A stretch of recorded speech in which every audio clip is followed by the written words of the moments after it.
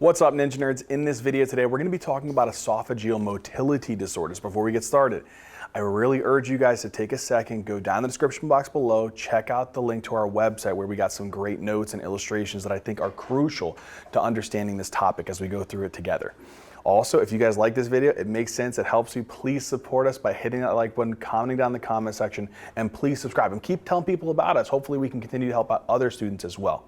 But without, talking anymore, let's get to talking about esophageal motility disorders. So with esophageal motility disorders, it's super basic. The esophagus is having a problem being able to peristaltically move things like food and fluids down the esophagus into the stomach.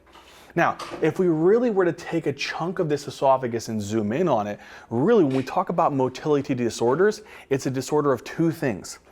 It's a disorder really of the nerves that are supplying the esophagus, or it's a disorder of the muscle that is within the esophagus. So it's either a disorder of the two things, the nerves or the muscles of the esophagus. Now, if you cause muscular or neural dysfunction of the esophagus, what's the predominant feature that you'll see in these patients? The predominant feature from, again, neuromuscular dysfunction, the primary feature that I want you to associate this with is going to be dysphagia. So it's going to be difficulty with swallowing. This is a super common problem with neuromuscular dysfunction of the esophagus. Probably the most common chief complaint. Now the dysphagia is actually even a little bit more particular because it's for things like solids and liquids. Now, to take a quick second here, I need to talk about this because this will come up with one of the actual types of esophageal motility disorders. These nerves, so here we're actually zooming in at the bottom part here, this red is the lower esophageal sphincter. It's a muscle. So if you have a dysfunction of that, obviously you're gonna have problems with this disorders. But nerves innervate this. And these nerves, I'm just zooming in on these here, they release something called nitric oxide and vasoactive intestinal peptide. You know what these chemicals are supposed to do? These chemicals are naturally supposed to inhibit this muscle. It's supposed to relax it. So if you damage the nerves, what do you do to the nitric oxide and the vasoactive intestinal peptide? If you damage these nerves, you'll decrease the VIP, you'll decrease the nitric oxide, and so subsequently, what will you do to that actual muscle? You'll stimulate the life out of it, and it'll be super contracted and high tone. There's one disease that can do that. So the disorders of motility disorders of the esophagus is either neural dysfunction, such as this, or muscle dysfunction, such as the smooth muscle of the actual esophagus is jacked up. We'll talk about that in more detail. But the things that I want to go into is what are some of the scary complications of esophageal motility disorders? Well, we know dysphagia is one big thing, but this may seem weird, but you have a very high risk of esophageal cancer with these motility disorders. So if esophageal cancer, now with the esophageal cancer risk, this is usually particularly a two type of disorder cause. One is, we'll talk about these later, but one I want you to think about right now is called achalasia. Achalasia can definitely increase the risk of esophageal cancer. And the other one is esophageal scleroderma. You'll get their mechanisms a little bit later, but I'm just kind of cueing you in that the risk of esophageal cancer goes up in achalasia and in esophageal scleroderma. The next one here is probably pretty obvious. If you can't move food or fluids down, right? This is inhibited because the muscles or the nerves are all jacked up. Where is the food and the fluids going to go? It is going to pop right into the airway, and you definitely increase the risk of aspiration. So aspiration risk goes up. And so these are the other things that you really want to be careful of in patients with esophageal motility disorders. All right, now what I want to do is I want to go through the patients who come in who complain of, man, I'm having really difficulty with swallowing. And because of that, I can't swallow foods, I can't swallow liquids. You want to figure out what is the cause of that. Let's talk about those. All right, so esophageal motility disorders, it's a problem with nerves and muscles. Now, one of those I mentioned is a real specific problem with the nerves, and that's achalasia. Achalasia is a very interesting motility disorder. Out of all of these, it's probably the most important one and the one that you'll get tested on. The mechanism behind this is actually kind of important. So you see these nerves here that I'm representing in purple? These are the ones that are damaged, but I want you to focus really hard in on the area of the lower esophageal sphincter. So the problem with these is you have damage to the myenteric plexus. That is what happens here. So there is a decrease, if you will, in which particular structure? The myenteric plexus. Now, if you decrease the function of the myenteric plexus, you have less what chemicals? Nitric oxide and vasoactive intestinal peptide. If you have less of these, can you have what do you do to the actual lower esophageal sphincter now? Do you actually increase the tone or decrease the tone? Well, naturally, these are supposed to do what? Inhibit them. But now you're having less of these, so you're actually going to lead to an excessive stimulation. So you're going to increase the lower esophageal sphincter tone. Now, what's the problem with that? If you increase the lower esophageal sphincter tone, you can't get a dang thing through this esophageal sphincter. Everything upwards, the pressure rises. And so you're going to have a super high pressure in the esophagus. And what do you think it does to this poor wall? It dilates this wall. And then as you dilate the wall of the esophagus, guess what else you do to the actual mid and distal esophageal motility? Over time, that high pressure will decrease the esophageal motility of mid and distal portion. So another thing that you have to watch out for this one is that not only will it lead to this, but you'll also have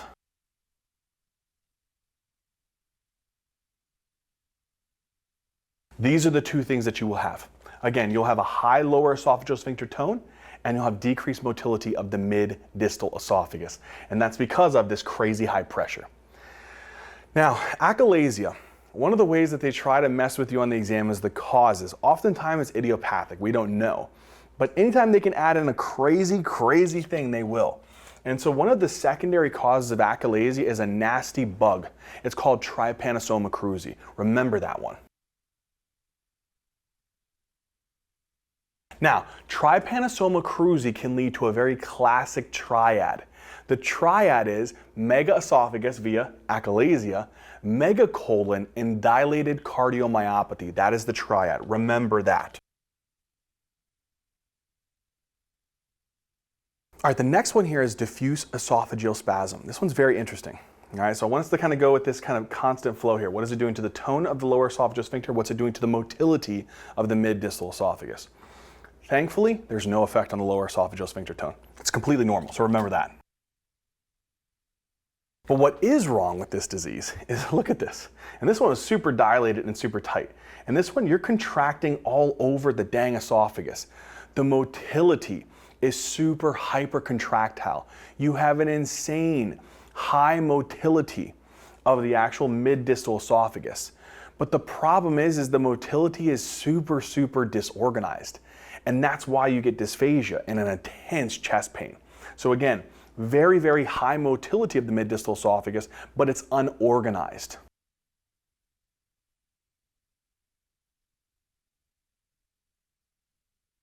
Okay, my friends. So with a diffuse esophageal spasm, intense contraction of multiple areas that's disorganized within the esophagus, super highly motile. But the problem is that it's not organized, and then again, lower esophageal sphincter tone is completely normal. What's the mechanism behind this? We don't really know why the esophagus just randomly contracts in particular areas. No idea. But this is the particular things that you want to take away from the mechanism. Let's come away with the last one here. And this is esophageal scleroderma. In this mechanism, it's actually, thankfully, very, very easy. You have atrophy and fibrosis of the entire esophagus. That includes the lower esophageal sphincter and the mid-distal esophagus. So if you atrophy and you fibrose the actual tissue, what's going to happen to the tone and what's going to happen to the motility? They're both going to drop. So in this one, you'll have decreased lower esophageal sphincter tone and decreased motility of the mid-distal esophagus, all due to atrophy and fibrosis.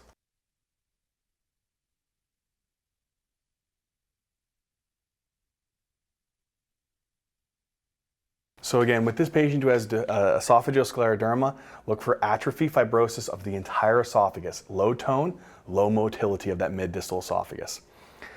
Now, with this, we actually do have a particular cause. It's usually associated with scleroderma, and this usually can be systemic, but there's what's called a limited cutaneous form that they love to ask on the exam. So you want to really associate this one with what's called sclerosis, the limited cutaneous form of scleroderma. You know what we call this form? We call it Crest syndrome. We call this Crest syndrome. So you actually really want to remember this and associate this with what's called Crest syndrome. Now, what does Crest stand for? I'm glad you asked. Crest stands for calcinosis, Raynaud's phenomenon, esophageal dysmotility, sclerodactyly, and telangiectasia. If a patient presents with any of these Crest features, right, you really want to be thinking about the limited cutaneous form of scleroderma. Again, think about Crest syndrome, calcinosis, Raynaud's phenomenon, esophageal dysmotility, that's where you're getting this problem here, and you also have sclerodactyly and telangiectasias. All right, my friends, that covers the causes and the mechanisms of esophageal motility disorders. Now what I want to do is I want to take a diagnostic approach into these actual disorders. Let's talk about it. All right, my friends, we come into the next part here. So we talked about 3 esophageal motility disorders. Achalasia, we talked about diffuse esophageal spasm, and scleroderma. We know the basic pathophysiology with respect to the motility and the lower esophageal sphincter tone. We even know a little bit about the issues and complications and their classic presentation. How do we diagnose a patient who comes in with esophageal dysphagia that we think is due to an esophageal motility disorder? Well, first thing, it's always good to get a barium swallow. A barium swallow will give a little bit of a kind of an overview look. It's a non-specific test, but it may help us. So what are some things that we may see with respect to these 3 disorders? Well, the first one that you may see in your exam as a buzzword term is what's called a bird's beak appearance. So because in patients who have what's called achalasia, their mid-distal esophagus doesn't contract as well. So it's a little bit here, you're not really seeing the indentations from it contracting as properly. But on top of that, here at the distal part here, the lower esophageal sphincter, that tone is insanely high. And so it's a really tight sphincter, and because of that, all of the esophagus proximal to that dilates. And so it kind of gives this beak appearance on the actual barium swallow study. All right, so you look for a dilated esophagus with a very narrow tapering that represents the beak, such as we see in patients with achalasia. The next one is what we call diffuse esophageal spasm. Whenever you hear the word corkscrew appearance, I really want you to think about diffuse esophageal spasm. You can see here how there's this uncoordinated, high amplitude contraction of the mid and distal esophagus. It's completely uncoordinated, very intense contractions, as you can see with the contrast filling here.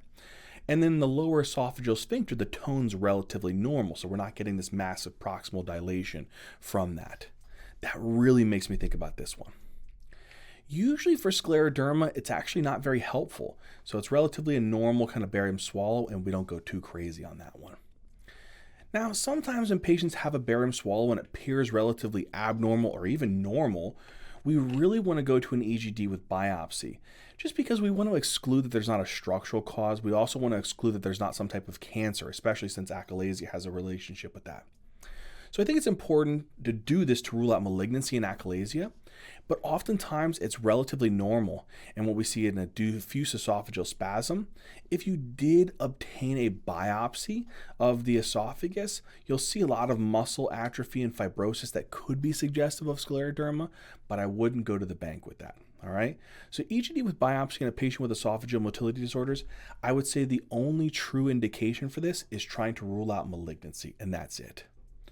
What's the main bang for your buck to determine the true diagnosis, the gold standard diagnosis for esophageal motility disorders is manometry. So esophageal manometry is where they take this probe, they move it down the esophagus, and they measure the actual kind of the amplitude of contraction via pressures at the different points of the esophagus, the upper, the mid, the distal, and even at the lower esophageal sphincter.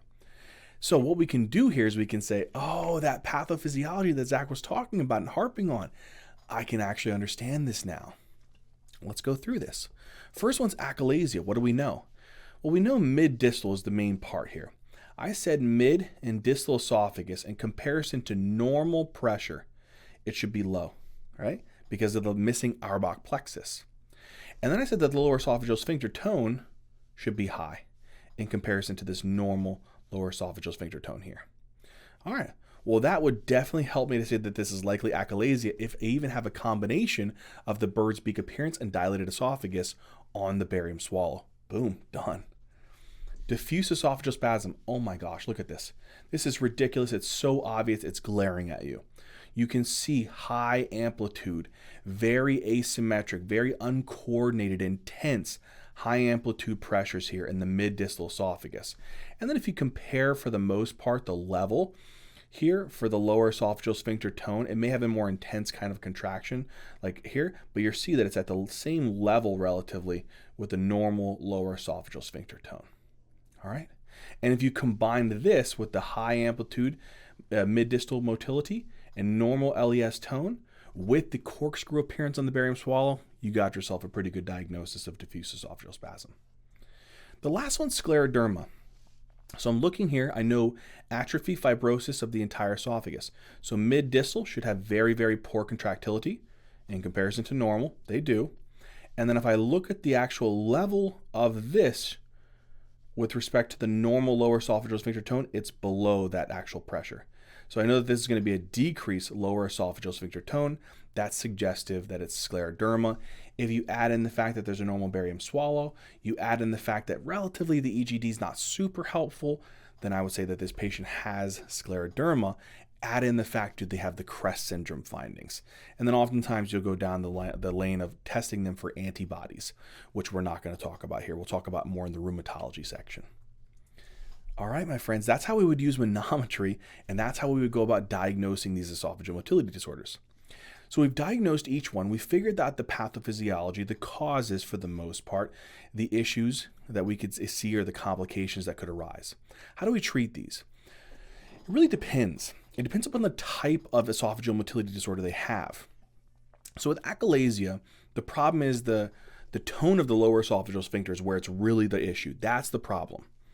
So we want to try to be able to relax the lower esophageal sphincter. And ways that we can do that is we can try to give them medications.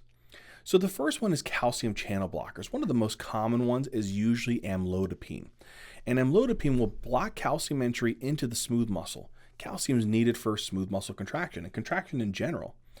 So because of that, I'm not going to get a good contraction of the smooth muscle. And as a result, the tone of the lower esophageal sphincter will go down. It'll open it up and allow for food and fluids to move into the stomach. That'll definitely be a very big help in patients with achalasia. So calcium channel blockers are going to be one of your first go-tos. Another alternative is nitrates. This is usually more long-acting, not short-acting like sublingual nitrate. We do long-acting like isosorbide dinitrate would be a preferred drug here. So these would be preferred medications that we would use more in mild disease, so mild achalasia, or patients who really aren't a candidate at this moment for having a surgical type of intervention. All right? Now, the next thing I think that's important to remember is that in patients with severe achalasia, so they have very profound dysphagia, maybe they even have some associated like weight loss from it, maybe they've had some complications from it such as, aspiration, or they have not responded to medical management such as calcium channel blockers, nitrates, and even Botox, which we'll talk about next. They may be a candidate for what's called pneumatic dilation, and this will give you about 10 years of control. What they do is they take this probe, they move it down through the esophagus, they go over here during this tight lower esophageal sphincter, they inflate a balloon. When they keep that balloon there for a certain amount of time, maybe 30 seconds to a minute, and what it's going to hopefully do over that time is open up that very, very tight area of the lower esophageal sphincter and allow for food and fluid to move easily from the esophagus into the stomach so it can restore flow. And this may give you about 10 years. We usually prefer to do this in patients who are oftentimes greater than 60 years of age and they don't really want to undergo a very invasive surgery that we'll talk about next. If the patient's less than 60 years of age, they're a good surgical candidate, and they have severe achalasia that's maybe not responding to medical management, such as calcium channel blockers, nitrates, or maybe they've had pneumatic dilation and they haven't had success, we can do something called a Heller's myotomy. So a Heller's myotomy is basically where we'll take and go and cut over the lower esophageal sphincter. And if you cut it, you're kind of taking away the contractile portion of it. And so essentially you reduce the tone of the lower esophagus and open up that kind of like sphincter area and allow for food and fluid to easily move down and restore flow. Again, usually this is for patients who are less than 60 years of age, a good surgical candidate. Maybe they failed medical management and they want to go the route of being a little bit more invasive because they're a little bit younger. The last one's botulinum toxin. Botulinum toxin is really for patients who don't want to undergo any type of surgical therapy. They don't want to do pneumatic dilation. They don't want to do a Heller's myotomy. They've tried medical therapy and they're just not getting a lot of benefit. A botulinum toxin injection may give them about a year or two of kind of like success. And so they take a probe, they move it down the esophagus, and they inject botulinum toxin into the actual lower esophageal sphincter. And the way that this works is actually relatively cool. It inhibits some of those neurons particularly in the area of the lower esophageal sphincter. And what happens is these patients will start to kind of decrease acetylcholine release, which will decrease calcium entry into the smooth muscle, decrease smooth muscle contraction, and lower that tone, open up the area and restore flow to allow for food and fluid to easily flow into the stomach. So that's the concept behind these therapies here, is that achalasia, we can do medical therapy by relaxing the smooth muscle. 3 types if you really want to think about them as medical therapy: calcium channel blockers, nitrates, and botulinum toxin, even though this is a little bit more invasive, so we should consider it more of a surgical intervention. Pneumatic dilation, usually pretty severe disease, moderate to severe, but they're a little bit older and they're not a candidate for a Heller's myotomy. Heller's myotomy, less than 60, good surgical candidate, maybe not benefiting from the medical therapies. And so we're going to pursue this. Botulinum injection, usually not a good surgical candidate. They're not responding to the actual medical therapy, but they don't want to undergo pneumatic dilation or Heller's myotomy. So we'll do that and buy them a year or two. All right. Diffuse esophageal spasm. Really the goal here is to try to relax that mid and distal esophagus. That's really the goal. And if you think about it, this is a great drug to help with these patients. We really don't want to do surgical therapy in these patients. We can, but I say that in this patient population, they oftentimes respond very, very well to these calcium channel blockers and nitrates. It's the same mechanism. It's in the mid-distal esophagus. We're going to give them these. We're going to reduce the smooth muscle contraction there. Nitrates, reduce smooth muscle contraction, and you're going to reduce the peristaltic activity in the mid-distal esophagus. And that's really good in diffuse esophageal spasm. There is the ability to do the same thing if they want to get pneumatic dilation. We oftentimes don't really do this a lot in patients with diffuse esophageal spasm. And a botulinum injection can also be considered sometimes in diffuse esophageal spasm as well. Again, the concept behind this is that you're reducing the smooth muscle contraction. You would just inject it in a different portion of the actual esophagus, more the mid-distal portion. Scleroderma is the next one.